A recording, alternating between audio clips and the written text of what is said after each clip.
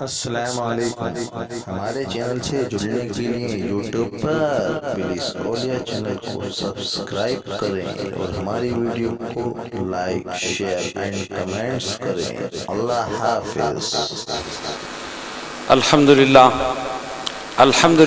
رب العالمین والصلاة والسلام علی من کان نبیا و آدم بین الماء والطین وعلی آلہ و اصحابہ اجمعین.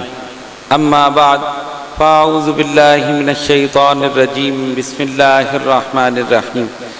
ان اللہ و ملائکتہ یصلون علی النبی یا ایہا الذین آمنوا صلوا علیہ وسلموا تسلیما. اللہم صلی علی سیدنا مولانا محمد وعلی آل سیدنا مولانا محمد صلاة دائمة بدوام الملک الحی القیوم. جیسا کہ آپ کو معلوم ہے یہ ماہ مبارک غوث العالم تارک السلطنت محبوب یزدانی حضرت مخدوم سلطان سید اشرف جہانگیر سمنانی نور اللہ مرقدہ کے وصال مبارک کا مہینہ. اسی مناسبت سے محافل کا سلسلہ جاری ہے اور ہم نے یہ سوچا کہ آج مخدوم سمنانی کے علمی مقام پر گفتگو کی جائے. اگرچہ ان کا علم، روحانیت، درجات، مراتب،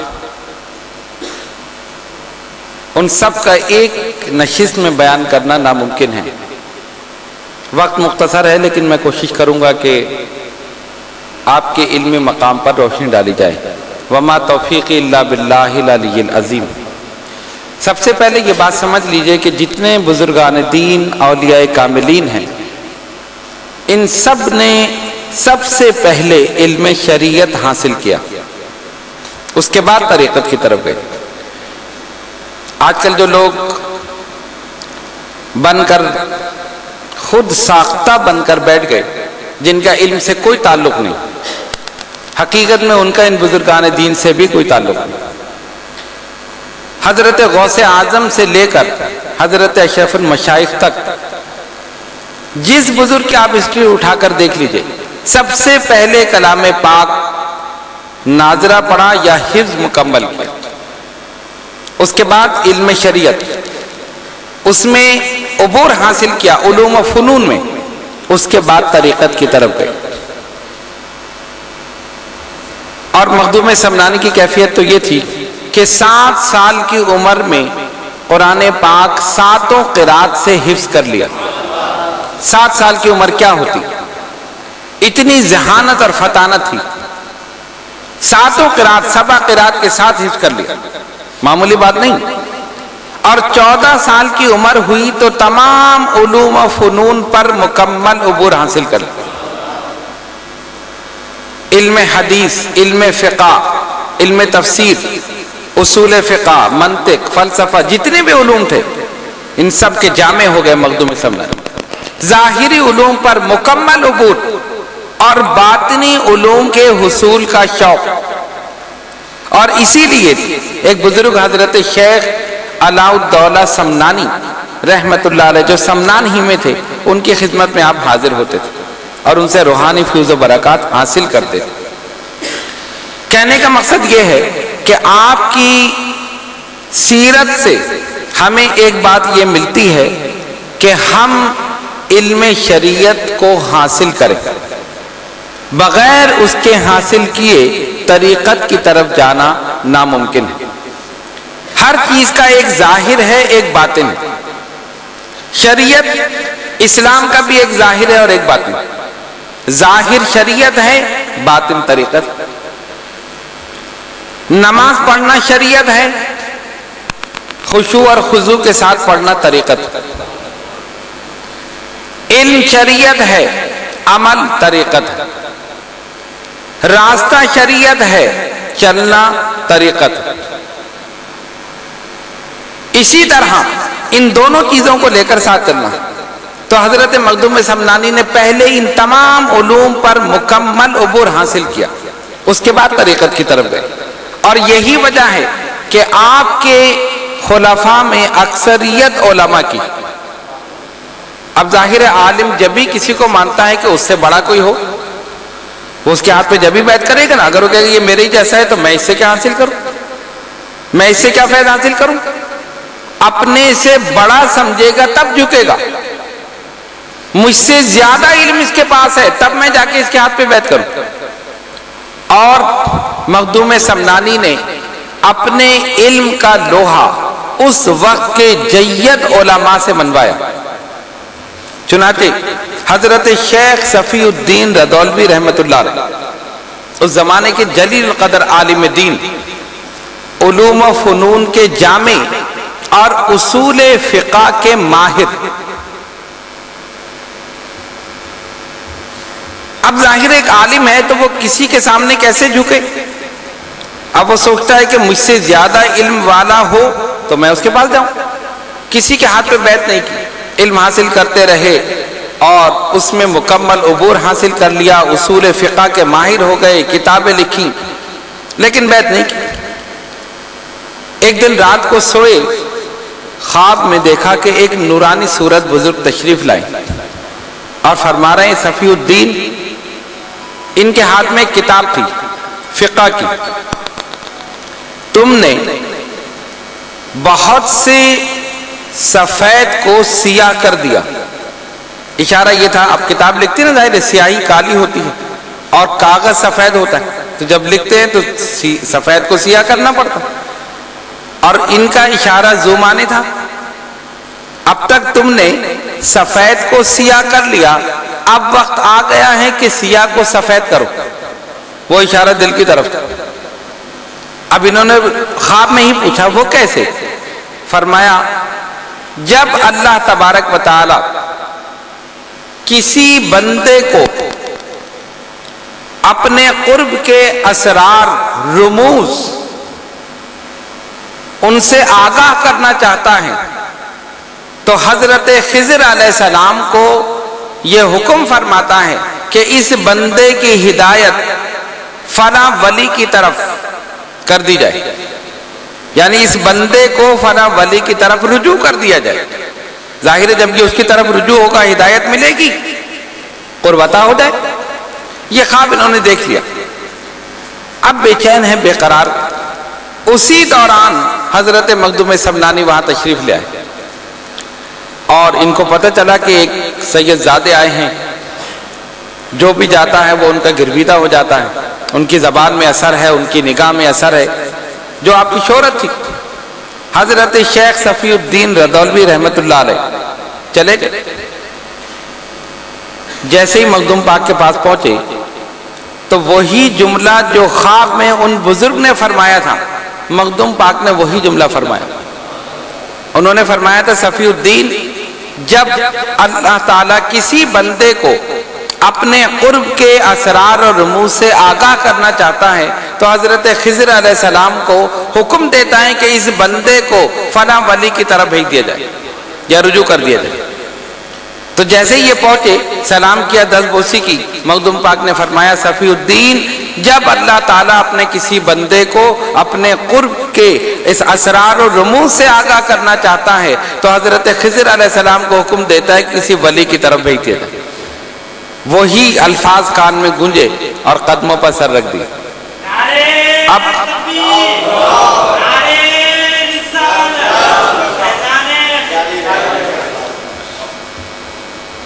حیران ہوئے کہ یہ الفاظ تو میں نے خواب میں سنے تھے. آپ کے قدموں پہ سر رکھ دیا اور کچھ سوال جو ان کے ذہن میں تھے مخدوم پاک نے بغیر پوچھے ان کے جوابات بھی عطا فرما دیے. عقیدت اور پکی ہوگی. اس کے بعد تشریف لے گئے اور اپنے شہر کے بہت سارے لوگوں کے ساتھ حاضر ہوئے اور سلسلہ اشرفیہ میں بیعت ہوئے اور اپنے صاحبزادگان کو بھی بیعت فرمائی. پھر مخدوم پاک نے ان کی تربیت فرمائی, چلہ کشی فرمائی اور ان کو اپنی خلافت اشرفیہ سے نوازا. اسی طرح دیگر علماء اپنے ذہن میں بہت سے سوالات لے کر آئے اور مخدوم پاک نے بغیر پوچھے ان کا جواب دے دیا. اور جب انہوں نے دیکھا کہ انہوں نے علم سے, علم کا جواب علم سے, ایسا نہیں کہ ویسے, تو پھر انہوں نے اس کو تسلیم کیا اور آپ کی علمی عظمت کو تسلیم کیا. اور آپ کی نظر میں علم کی اہمیت کیا تھی؟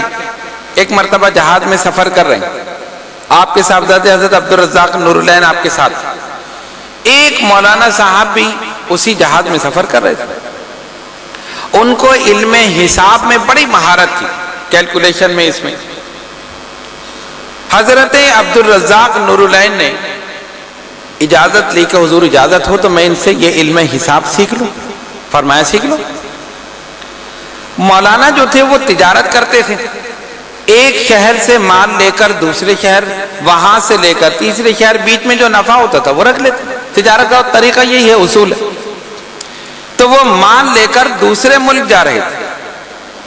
انہوں نے کہا ٹھیک ہے، ابھی یہ سبق تو کافی لمبا ہے، یہ کورس کافی بڑا ہے، لیکن خیر آپ نے حضرت سے اجازت لے لی ہے، میں آپ کو سکھاتا ہوں. انہوں نے سکھانا شروع کر دیا، پڑھانا شروع کر دیا. بحری جہاز کا سفر ہے، سفر جاری ہے، تعلیم کا سلسلہ بھی جاری ہے. اب وہ شہر قریب آ گیا جہاں مولانا کو اترنا تھا، اور ادھر کورس پورا نہیں ہوا.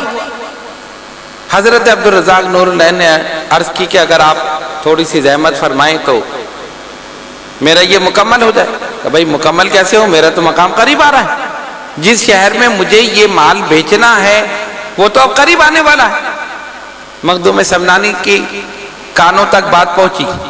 آپ نے بلایا، تم پڑھنا چاہتے ہو؟ جی حضور میں پڑھنا چاہتا ہوں، مجھے بڑا شوق ہے، اور یہ اتنا کورس ہو چکا، تھوڑا سا رہ گیا، لیکن اب مسئلہ یہ ہے کہ استاد محترم جو ہیں ان کا شہر قریب آ رہا ہے، ان کو یہاں اترنا ہے، یہ جو مال لے کر آئے ہیں یہاں ان کو فروغ کرنا ہے.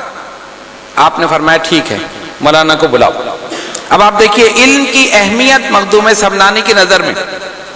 بلایا استاد محترم کو. آپ جو یہ مال لے کر آئے ہیں یہ کتنے کا لے کر آئے؟ قیمت بتائیے. انہوں نے بتا دی. مرید سے کہا لکھ لو اتنی قیمت، اتنے ہزار درہم یا دینار جو بھی اس زمانے میں سکہ ہو. مولانا لے کر آئے. اور یہ جو آپ جا کر جو شہر اب قریب آنے والا ہے جہاں آپ بیچیں گے، فروخت کریں گے، کتنے میں بکے گا؟ کہا اتنے میں. یہ بھی لکھ لو. لکھ لیا. اور اس سے آپ کو جو نفع حاصل ہوگا وہ کتنا ہے؟ انہوں نے کہا اتنا ہے. کہا یہ بھی لکھ لو. اب اس سب کا کل حساب کرو، کیلکولیشن کرو کتنا بنتا. تو اس زمانے میں 1,00,000 اشرفی بنی. اس زمانے آج سے 600 سال پہلے کا واقعہ. ٹھیک ہے، ہم یہ آپ کو دیتے ہیں، آپ ہمارے صاحبزادے کا کورس مکمل کرا دیں. اب پیسہ کہاں سے آئے؟ کہا جتنا بھی ہے جمع کرو. ادھر سے جمع کیا، ادھر سے جمع کیا. جب پورا جمع کیا تو وہی 1,00,000 بنا، اور مولانا نے کورس مکمل کرایا اور ان کو نذرانہ دے دیا گیا. کہا آپ اس شہر میں نہ اتریں، آپ کورس مکمل کرا دیں، جو جو نفع آپ کو ہونا تھا ہم نے حساب لگا لیا، ہم وہ آپ کو دے دیں گے. جہاں تک یہ پورا ہوا آپ پورا کرا کے پھر آپ واپس تشریف لے جائیں. یہ ہے علم کی اہمیت. ورنہ فرماتے چھوڑ دو، اس کو کوئی ضروری نہیں. وہ جانتے تھے کہ ظاہری علم بھی ضروری ہے اور باطنی علم تو ان کے پاس تھا ہی، وہ خود ہی عطا فرماتے. اس لیے اپنے صاحبزادے عبدالرزاق نور العین کو ظاہری علوم کا بھی جامع بنایا اور باطنی علوم کا بھی جامع بنایا.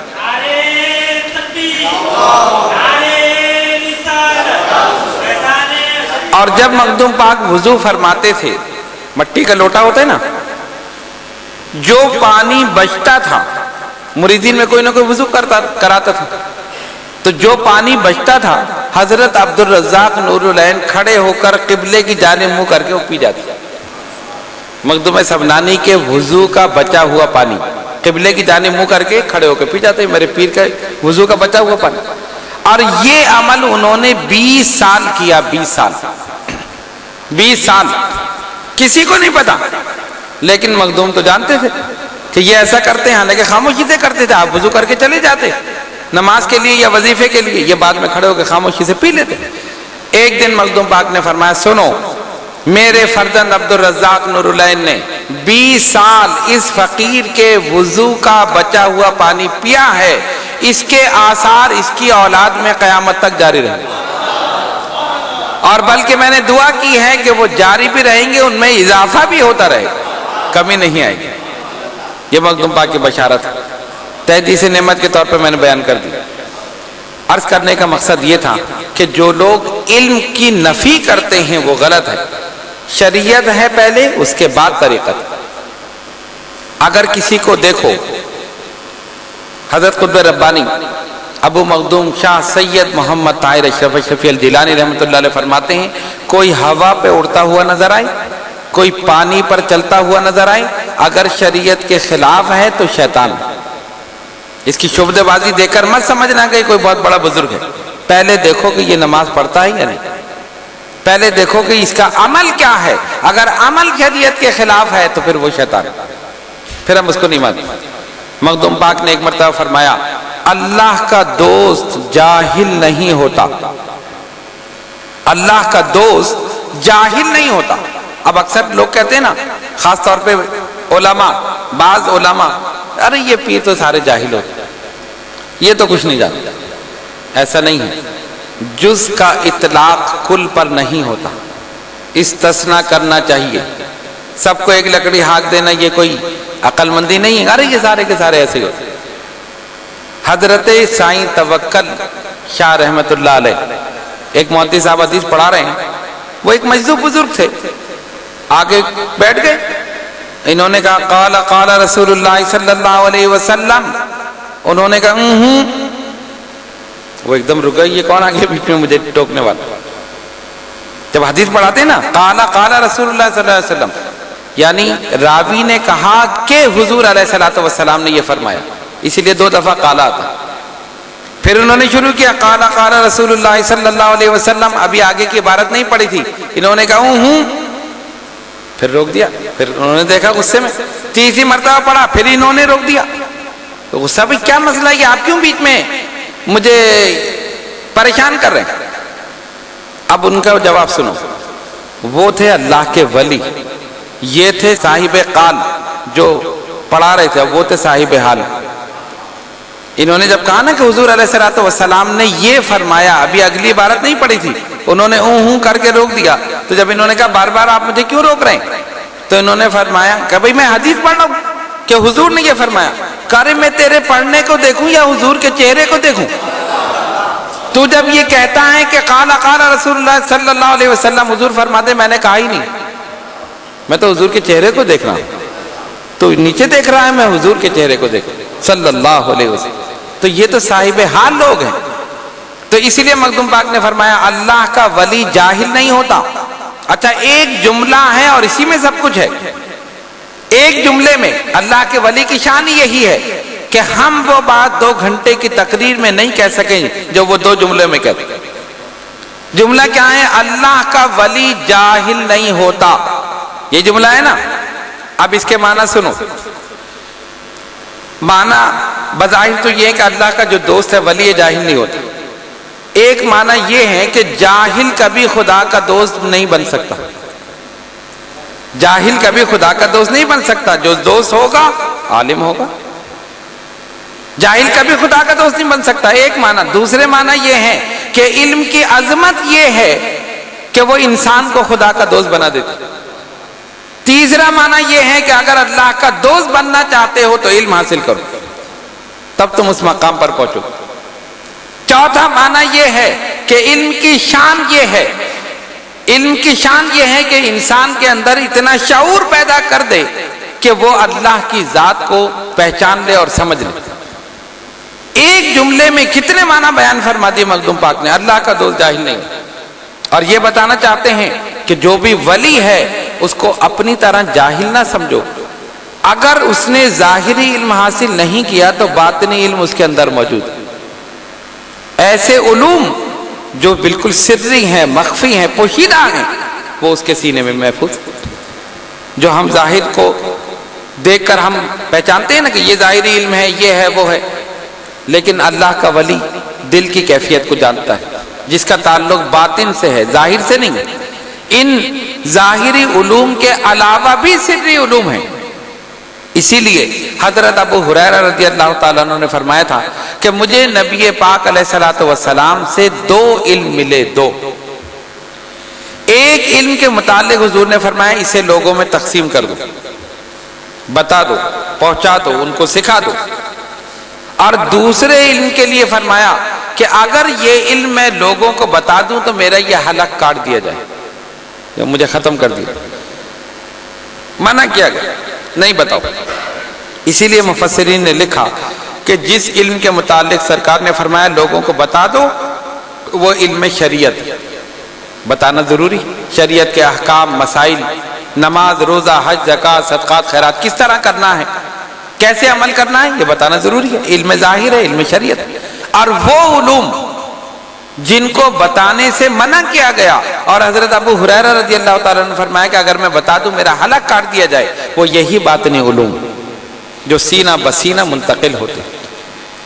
ظاہر کو سب جانتے ہیں، باطن کو کوئی جانتا ہے، اور اسی کو بتایا جاتا ہے جو راز کو راز رکھے، راز کو راز رکھے۔ یہاں تو کسی کو بتا دو تو فوراً دوسرے کو بتا دو، اس کو بتایا کہ کسی کو بتانا نہیں، ہاں جی میں کسی کو نہیں بتاؤں گا، وہ آگے جا کے دوسرے کو بتایا کہہ رہا آگے بتانا نہیں، تو یہ راز ہوا، جب کہہ دیا تو راز فاش ہو گیا۔ تو یہ بزرگان دین اولیاء کاملین اپنے سینوں میں علوم اور معارف کا خزانہ لیے بیٹھے، یہ ایسے بیٹھے نظر آتے کچھ جانتے نہیں ہیں، یہ سب کچھ جانتے ہیں۔ وہ جو کسی نے شاعر نے کہا تھا نا، دیوانہ تیرا لاکھوں ہوشیاروں پہ بھاری ہے، جو حضور کا دیوانہ ہے وہ لاکھوں ہوشیاروں پہ بھاری، بظاہر دیکھنے میں دیوانہ ہے لیکن یہ بہت سے عقل مندوں سے زیادہ شعور رکھتا ہے۔ یہ ظاہر کو دیکھتے ہیں، وہ باطن کو دیکھتا ہے، یہ چہرے کو دیکھتے ہیں، وہ دل کو دیکھتا ہے۔ تو یہ کیفیت ہے۔ کہنے کا مقصد یہ کہ علم ظاہر اور علم باطن کے دونوں ہیں، تو علم شریعت ظاہر اور علم طریقت یہ باطن، لیکن بہرحال ظاہری علوم حاصل کرنا سب پر ضروری ہے، لازم ہے۔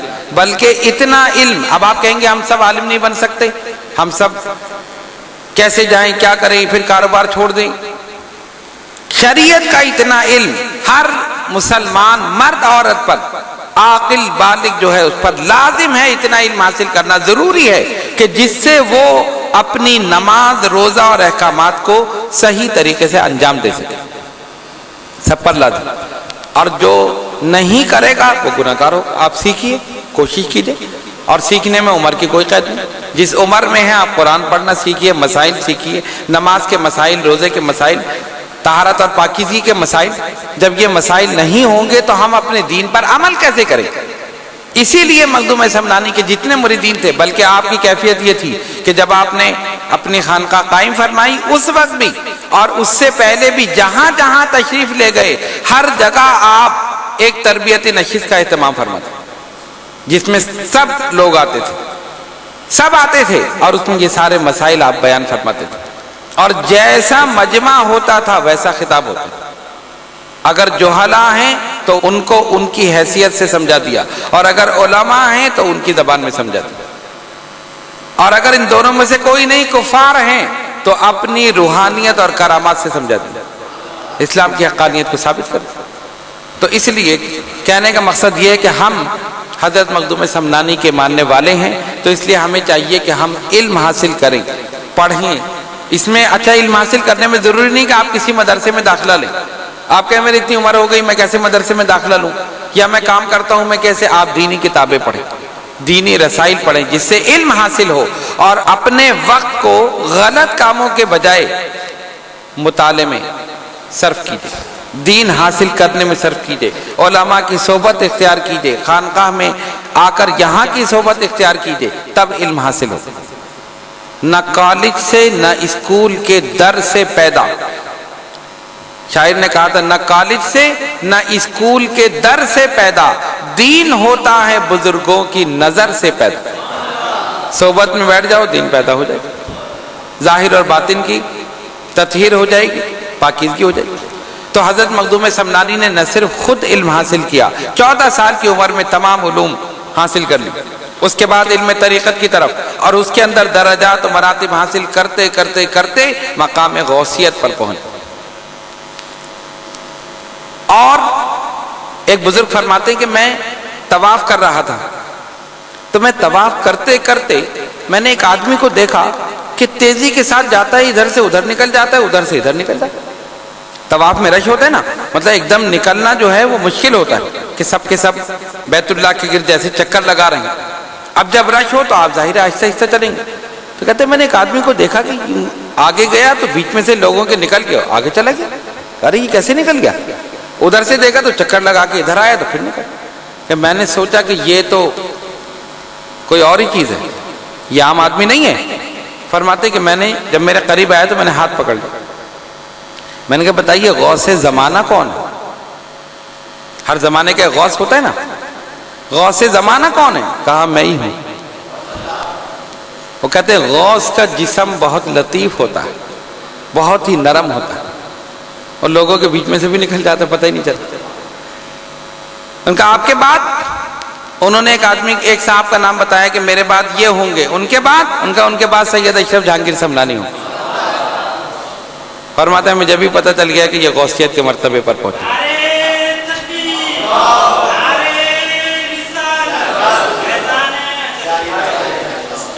تو مخدوم سمنانی کی شان یہ تھی کہ آپ نے خود بھی علم حاصل کیا، اپنے مریدین، معتقدین، متوسلین ان سب کو ترغیب دی، اور خود اپنی خانقاہ میں آپ نے علم اور فضل کے دریا بہائے، وہاں پر کتابیں تحریر فرمائیں، اور آخری رسالہ اپنی قبر میں بیٹھ کر تحریر کی۔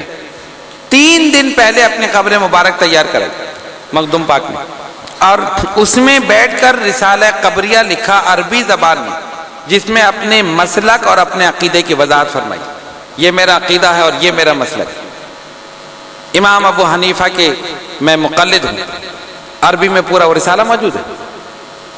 نماز کے لیے تشریف لاتے تھے، پھر اندر بیٹھ جاتے 3 دن تک۔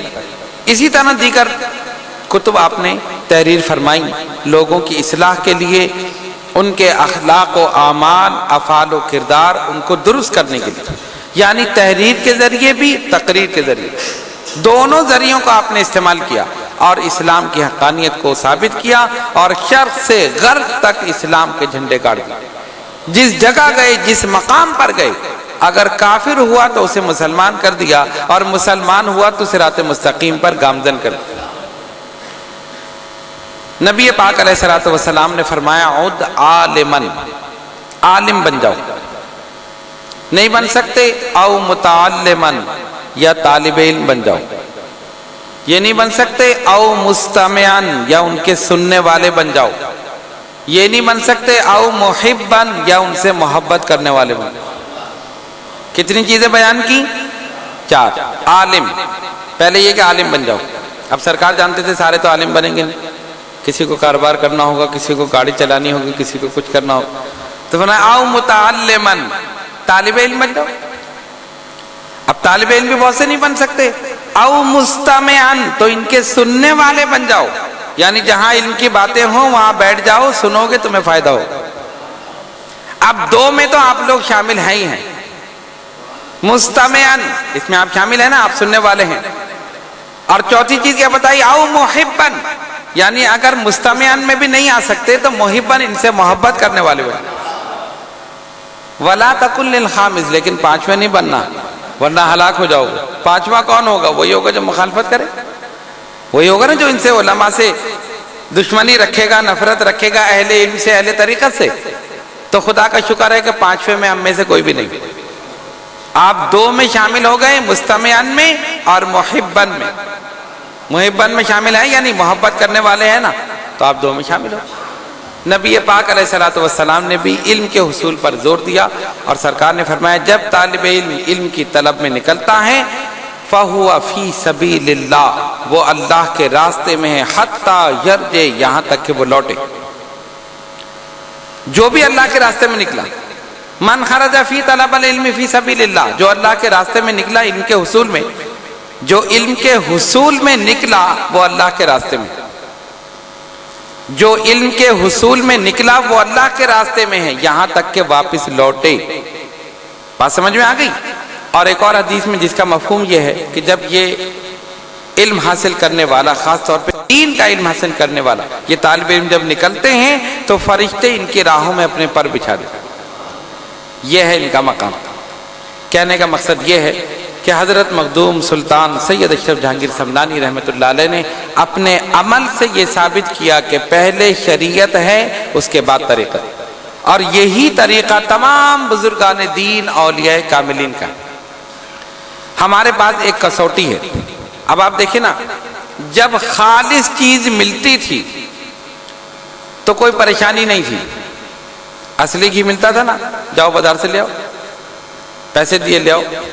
لیکن جب بناسپتی آ گیا، تو جب ڈالڈا آ گیا اور بہت سارے آ گئے نہیں، اب پریشانی کہ اب دیکھنا ہے کون سا صحیح ہے کون سا غلط ہے، دیکھنا ہے، ایسا نہیں کہ ہماری صحت کو نقصان ہو جائے، کیونکہ اس میں کیمیکل ہے، اس میں دیگر چیزیں ہیں، اور جو خالص ہے وہ خالص ہے، جو اصلی ہے وہ تو اصلی ہے۔ لیکن اصلی نقلی کی پہچان کیسے ہو؟ پہچان بھی تو ضروری ہے نا، کہ گئے اصلی لینے اور نقلی لے کر آ گئی، اور جب کھا لیا تو صحت کو نقصان۔ تو اسی طرح جب راہ طریقت میں سب ٹھیک تھا مسئلہ، تو اس وقت کوئی پرابلم نہیں تھی، کسی کے بھی ہاتھ پہ بیعت کر لیں۔ اچھا، وقت کافی ہو چکا، ہم اسی پر اکتفا کرتے ہیں۔ آئیے دعا کریں اللہ تبارک و تعالی ہم سب کو نیک اعمال کی توفیق عطا فرما۔ یا اللہ ہمارے صغیر و کبیر گناہوں کو معاف فرما، یا اللہ ہماری نمازوں کو قبول فرما، یا اللہ ہمارے سجدوں کو قبول فرما، یا اللہ ہم سب کو مخدوم سمنانی کے نقش قدم پر چلنے کی توفیق عطا فرما۔ ان اللہ و ملائکتہ یصلون علی النبی یا ایھا الذین آمنوا صلوا علیہ وسلموا تسلیما۔ اللہم صلی علی سیدنا مولانا محمد وعلی آل سیدنا مولانا محمد صلاۃ دائمۃ بدوام الملک الحی القیوم۔ سبحان ربک رب العزۃ عما یصفون وسلام علی المرسلین والحمد للہ رب العالمین۔